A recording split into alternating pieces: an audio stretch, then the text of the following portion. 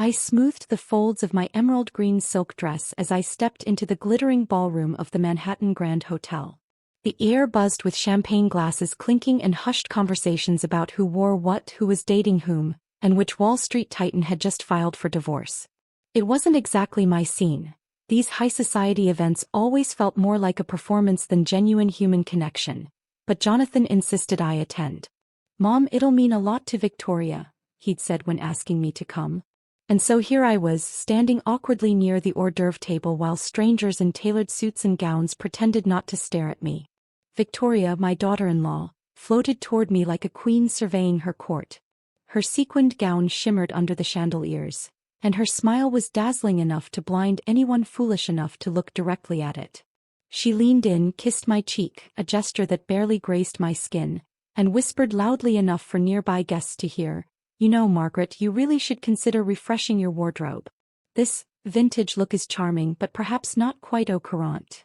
A ripple of laughter spread through the small cluster of people around us, and I felt heat rise to my cheeks.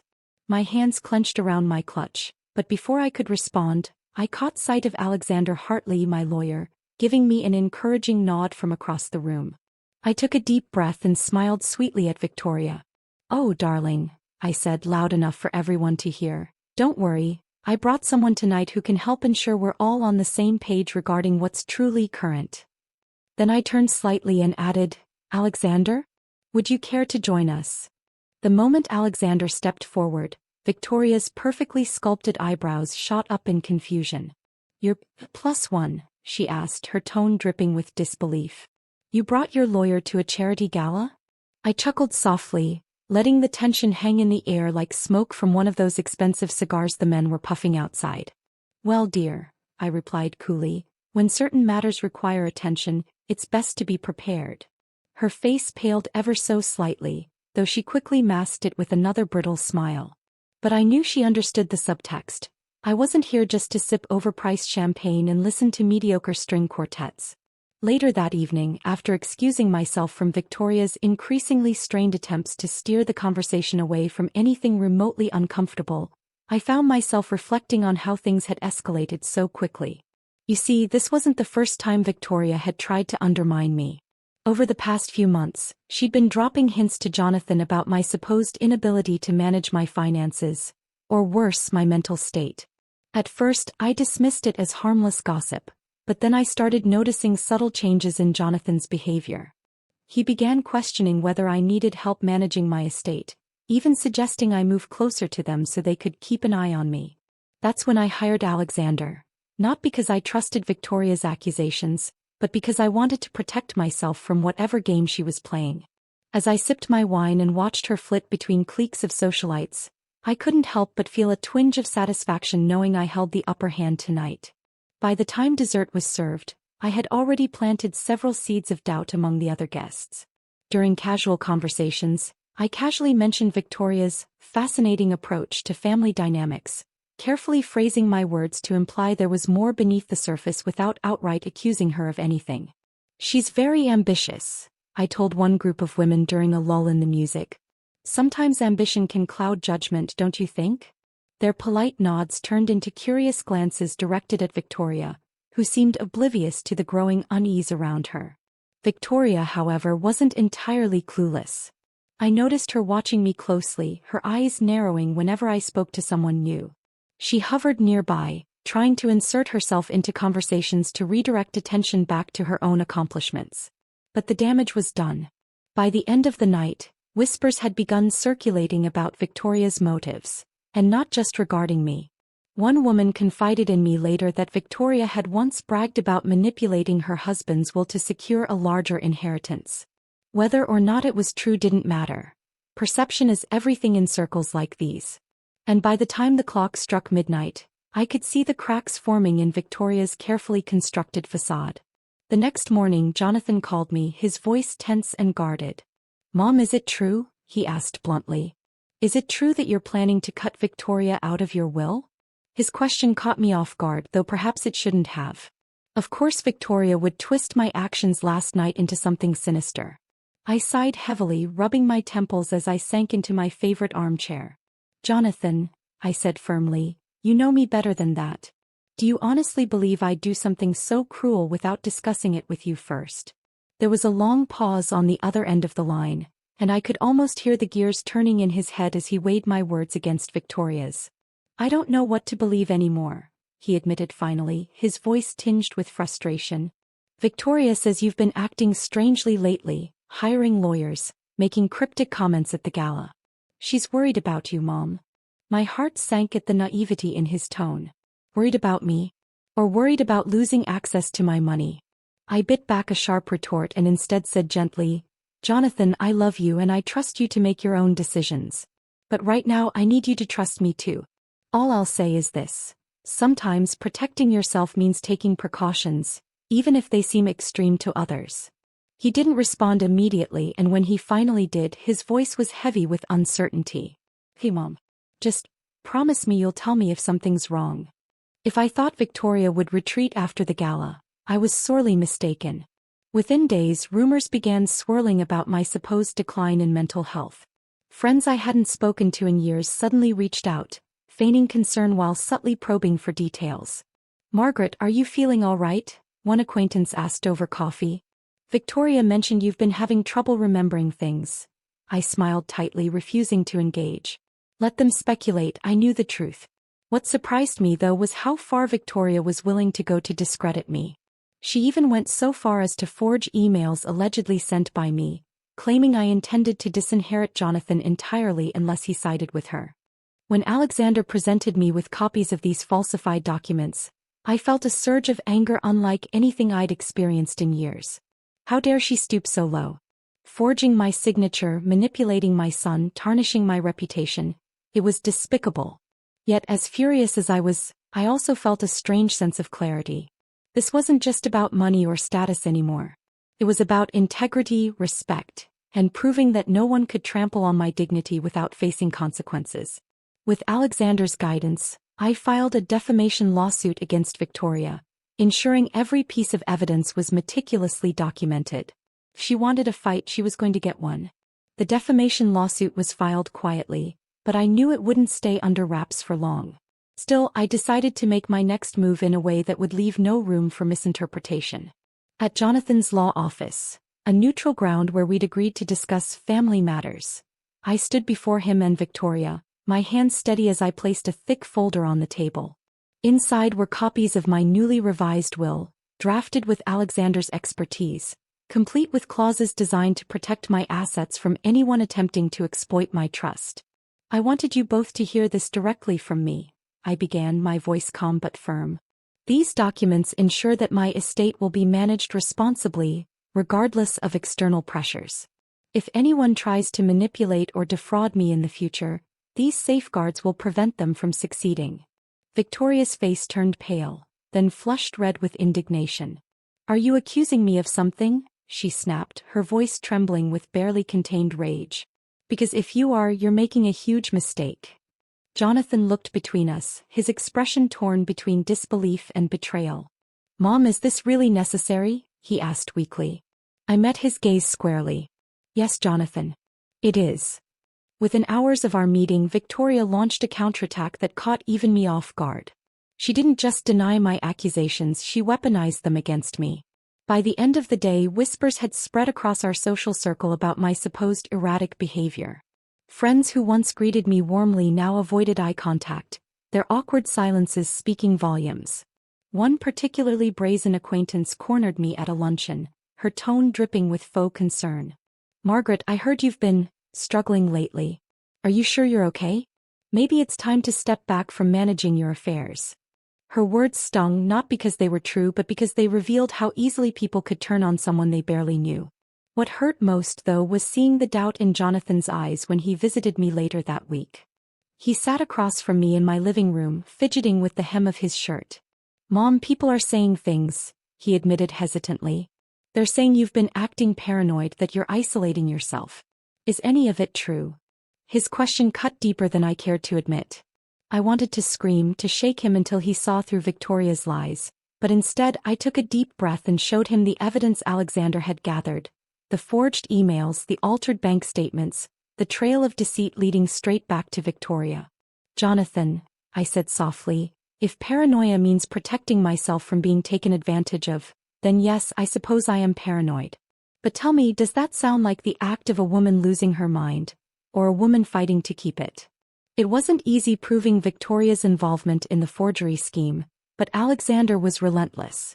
Through painstaking investigation, he uncovered a digital paper trail linking Victoria to a freelance hacker who specialized in creating convincing fake documents. Armed with this evidence, we scheduled a deposition where Victoria would be forced to answer questions under oath. The thought of confronting her filled me with equal parts dread and determination. This wasn't just about clearing my name, it was about exposing the truth no matter how ugly it might be.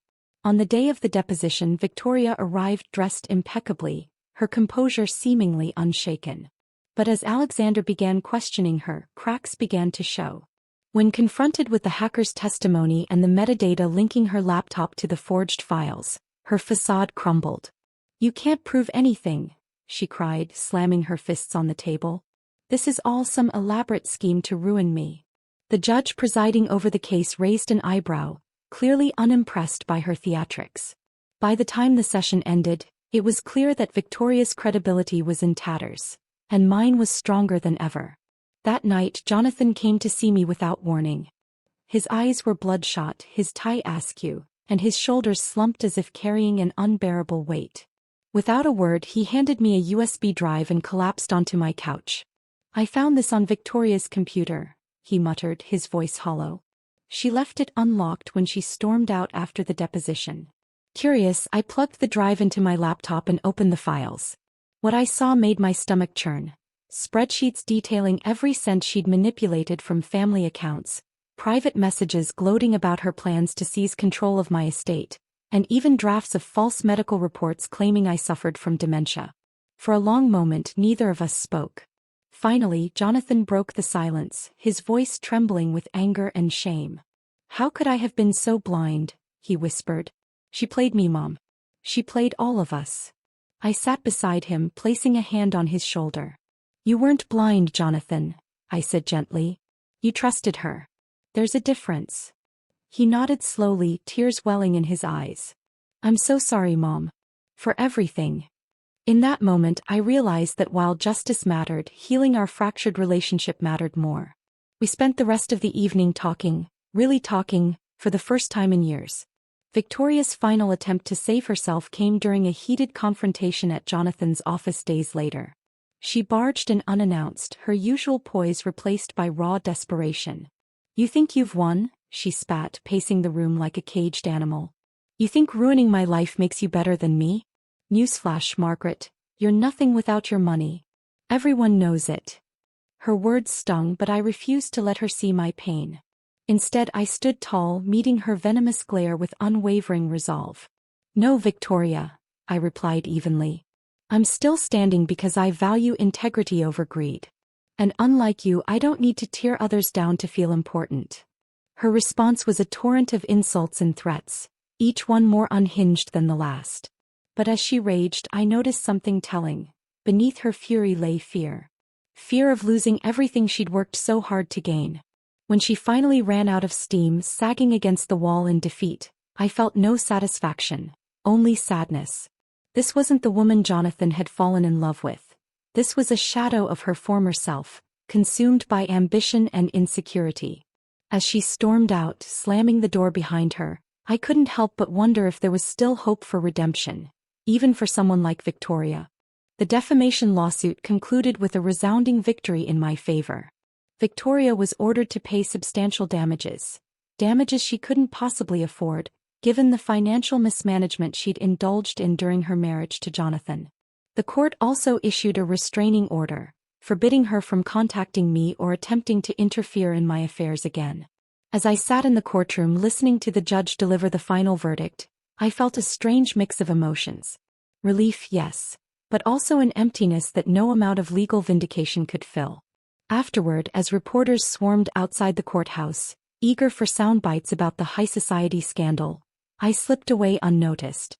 Alexander offered to escort me home, but I declined, opting instead to walk through Central Park alone.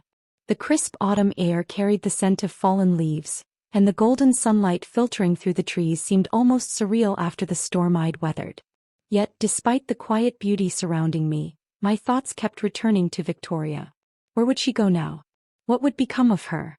Part of me wanted to believe she'd learn from this experience, that she'd find a way to rebuild her life without resorting to manipulation or deceit. But another part of me, a colder, more cynical part, wondered if some people were simply beyond redemption. In the weeks following the trial, I found myself unable to shake the lingering unease weighing on my heart. Yes, justice had been served, but it hadn't brought the closure I'd hoped for. One evening, while sorting through old photographs in my study, I stumbled upon a faded picture of myself as a young woman, standing beside my late husband at an art gallery opening. We'd both been passionate about art history back then, dreaming of ways to make education accessible to everyone, not just the privileged elite. Inspired by the memory, I decided to channel my resources toward something meaningful.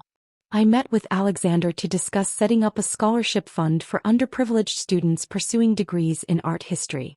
It wasn't a grand gesture, not compared to the millions Victoria had coveted, but it felt right. For the first time in months, I felt a spark of purpose reignite within me. When the press inevitably asked why I'd chosen such a cause, I simply smiled and said, because art has always reminded me of what truly matters: beauty, truth, and humanity. The irony wasn't lost on me, that someone who had once accused me of being out of touch was now indirectly responsible for helping others access opportunities they'd never dreamed possible. As the weeks turned into months, I began attending therapy sessions, not because I needed help coping with trauma, but because I wanted to understand the toll this ordeal had taken on me. My therapist, Dr. Emily Carter, was a sharp-eyed woman in her 50s who had a knack for cutting through pretense. During one session, she asked me point-blank, "Margaret, do you feel like you won?" Her question caught me off guard. Of course I'd won. The courts had ruled in my favor, Victoria's reputation was in ruins, and I'd emerged financially secure. But as I sat there searching for words, I realized the answer wasn't so simple. "I don't know," I admitted finally. "On paper, yes, I won. But sometimes I wonder if winning is worth losing a piece of yourself in the process." I set out to protect my family and my legacy, but along the way I became someone I barely recognize. Ruthless. Calculating. Is that really who I am? Dr. Carter nodded thoughtfully. "You didn't start this fight, Margaret. Someone else forced your hand. The real question is whether you're willing to forgive, not just Victoria but yourself, for the choices you made along the way." Her words lingered long after our session ended, haunting me like ghosts of decisions past. Jonathan visited me shortly after Thanksgiving, his demeanor markedly different from the guarded uncertainty he'd shown earlier in the year. He brought coffee and croissants from my favorite bakery, setting them on the kitchen counter before pulling up a stool. "Mom," he began hesitantly, "I owe you an apology. For everything." His voice cracked slightly and I reached across the counter to squeeze his hand. "You don't have to apologize, sweetheart," I said softly. "We all make mistakes." But Jonathan shook his head, tears welling in his eyes. "No, Mom, I do. I let Victoria cloud my judgment, and in doing so I hurt you. I doubted you when I should have trusted you. And for that I'll never forgive myself." His honesty moved me deeply, and for a moment I struggled to find my voice. When I finally spoke, it was with a mixture of sadness and gratitude. "Jonathan, none of us are perfect. What matters is that we learn from our mistakes, and that we move forward together. You're my son and I love you. That will never change no matter what happens." Despite Jonathan's efforts to repair our relationship, I couldn't shake the nagging guilt gnawing at the edges of my conscience. It surfaced unexpectedly, at night when sleep eluded me, during social gatherings when laughter felt hollow, even while reading letters from scholarship recipients expressing their gratitude. Each reminder of my success only deepened the ache inside me. Was I truly better than Victoria, or had I simply played the same game more skillfully? One afternoon, as I sorted through mail, I came across an anonymous envelope containing grainy photographs of Victoria living in squalor overseas. The images were jarring, her once pristine designer clothes replaced by threadbare garments, her confident posture reduced to hunched despair. A note accompanied the photos, written in jagged handwriting, "This is what your revenge looks like." I stared at the pictures, my hands trembling. Had I gone too far? Was this the price of justice? A broken woman stripped of everything she'd clung to? I placed the envelope in a drawer, vowing never to look at it again, but its contents haunted me nonetheless. Months passed, and though I tried to focus on rebuilding my life, the image of Victoria lingered in my mind like a shadow I couldn't escape. One rainy afternoon I sat at my desk, penning a letter addressed to her last known address. The words came haltingly at first, but as I wrote they flowed with surprising clarity. I didn't offer excuses or apologies, only an olive branch extended tentatively in the hope that reconciliation might still be possible. Victoria, I wrote, whatever animosity exists between us, I want you to know that I bear you no ill will. If you ever wish to speak, I am here. Sealing the envelope, I hesitated before placing it in the mailbox. Would she respond? Or would she dismiss it as yet another attempt to humiliate her? I didn't know, and perhaps that uncertainty was the hardest part. As I walked back inside, raindrops clinging to my coat, I reminded myself that forgiveness wasn't about absolving others of their wrongs. It was about freeing myself from the weight of bitterness. Whether Victoria accepted my gesture or not, I resolved to let go of the anger that had consumed me for so long. Weeks turned into months, and the mailbox remained stubbornly empty of any response from Victoria. At first I checked it daily, my heart skipping a beat each time the mail carrier arrived.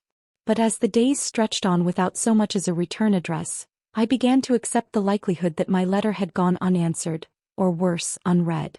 Still, I couldn't bring myself to discard the hope entirely. Every morning I'd sip my coffee by the window, watching the world outside while silently wondering if today would be the day her reply arrived. The absence of closure gnawed at me in ways I hadn't anticipated. During therapy sessions, Dr. Carter encouraged me to explore this longing for resolution. "Why does it matter so much whether she responds?" she asked one afternoon, her pen poised over her notepad. I hesitated, searching for the right words. "Because it's unfinished," I admitted finally.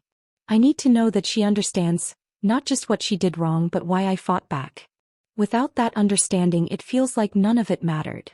Dr. Carter nodded thoughtfully. "Sometimes, Margaret, people aren't ready to confront their mistakes. And sometimes they never will be. The question is whether you can find peace without them." One evening, Jonathan invited me to dinner at his apartment, a modest but cozy space he'd recently moved into after finalizing the divorce. Over steaming bowls of homemade pasta, he confessed that he too had been grappling with guilt. "I keep thinking about all the times I stood by and let Victoria manipulate us," he said, his voice heavy with regret. "If I'd spoken up sooner, maybe none of this would have happened." I reached across the table to pat his hand. "Jonathan, you're human. We all make choices we later wish we could undo. What matters now is how you choose to move forward." He nodded slowly, his gaze fixed on the flickering candle between us. "I've been volunteering at a legal aid clinic downtown," he revealed. "It's nothing glamorous, but it feels meaningful, you know?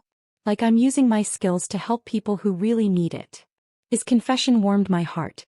For the first time since the ordeal began, I saw glimpses of the compassionate, idealistic young man I'd raised. As we cleared the dishes together, I realized that perhaps healing wasn't about erasing scars. It was about learning to live with them. Months later, during a chance encounter with an old acquaintance at a charity luncheon, I stumbled upon a revelation that forced me to reconsider everything I thought I knew about Victoria. Eleanor Townsend, a former socialite turned philanthropist, approached me with a sympathetic smile. "Margaret, may I sit?" she asked, gesturing to the empty chair beside me. I nodded, curious about her sudden interest. After exchanging pleasantries, she leaned in conspiratorially. "I heard about your troubles with Victoria," she murmured. "You know, most people don't realize she grew up in foster care, bouncing from home to home until she aged out of the system." Her words hit me like a punch to the gut. Foster care? The same woman who had once mocked my vintage style and dismissed my values as outdated had spent her childhood yearning for stability and security. Suddenly, her obsession with wealth and status made a horrifying kind of sense. "She always talked about how terrified she was of ending up back where she started," Eleanor continued. "I suppose that fear drove her to extremes." As I absorbed this information, a wave of conflicting emotions washed over me: anger, pity, and something akin to sorrow. Perhaps Victoria wasn't born cruel. Perhaps she was simply broken. That night, unable to sleep, I sat in my study poring over old photographs and letters. My mind kept returning to Eleanor's revelation, replaying it like a loop I couldn't escape. Had Victoria's actions stemmed from malice or desperation? Was there a difference?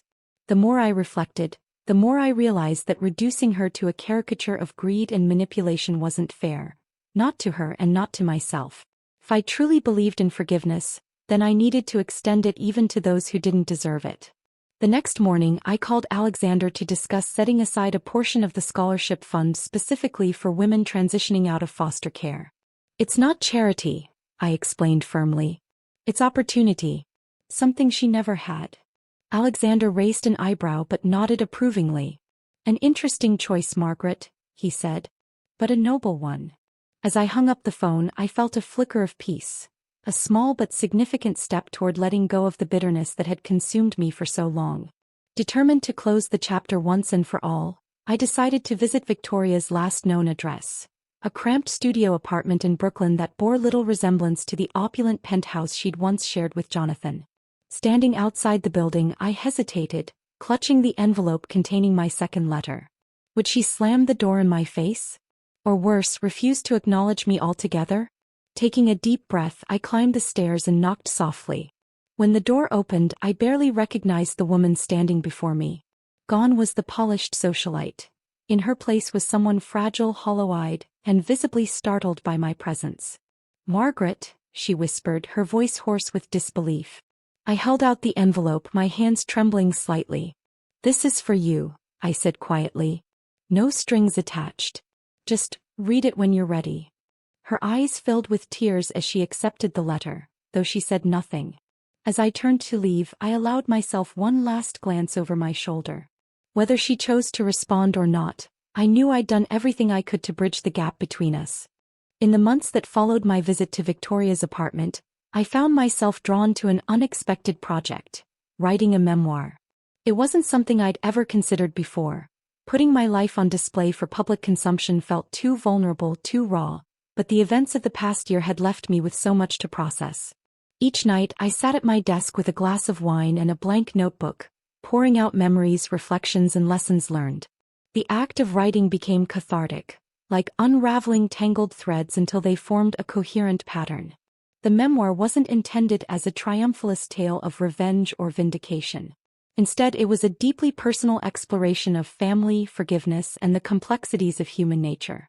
I wrote candidly about my struggles with Victoria, my moments of doubt and anger, and the guilt that lingered even after achieving justice. But I also included lighter moments: the laughter shared with Jonathan during our reconciliation, the joy of meeting scholarship recipients who reminded me why I'd started this journey in the first place. By the time I typed the final sentence, I realized I'd written not just for others, but for myself. A way to make sense of everything I'd endured. The book signing event took place in a cozy independent bookstore tucked away in Greenwich Village. As I greeted readers and signed copies of Legacy and Lessons, What I Learned from Betrayal, I noticed a young woman lingering near the back of the room. She looked no older than 25, dressed in a simple blouse and jeans, her posture hesitant yet curious. When the crowd began to thin, she approached me timidly, clutching a copy of my book. "Miss Whitmore," she asked softly. I wanted to thank you." Her name was Claire, she explained, and she'd grown up in foster care before earning a scholarship to study art history. A scholarship funded by my foundation. "Your story meant a lot to me," she said, her voice trembling slightly. "Not because of what happened with your daughter-in-law, but because of how you handled it. You didn't let bitterness define you. That's something I want to remember when things get hard." Her words caught me off guard, stirring emotions I thought I'd laid to rest. Here was proof that my actions, both good and bad, had ripple effects far beyond what I could have imagined. As I handed her the signed book, I felt a renewed sense of purpose. Perhaps healing wasn't about erasing pain. Perhaps it was about transforming it into something meaningful.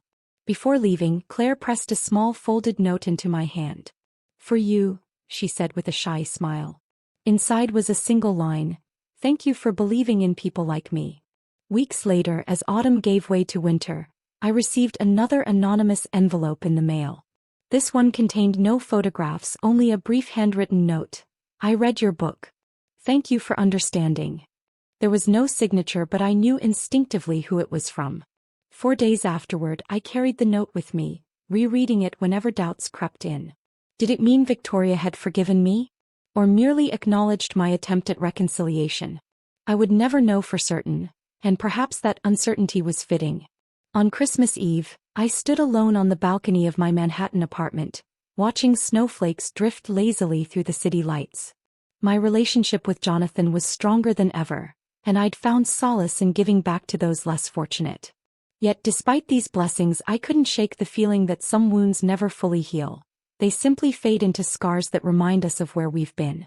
As I sipped hot cocoa and gazed out at the glittering skyline, I reflected on the moral of my story. True strength isn't measured by victories over others, but by the courage to rise above hatred and choose compassion, even when it's hardest. And sometimes the most profound victories are the quiet ones. Moments of grace, glimpses of redemption, and the fragile hope that tomorrow might bring healing. With that thought, I set down my mug and stepped back inside, closing the door gently behind me. The world outside was cold, but within I felt a warmth that no storm could extinguish.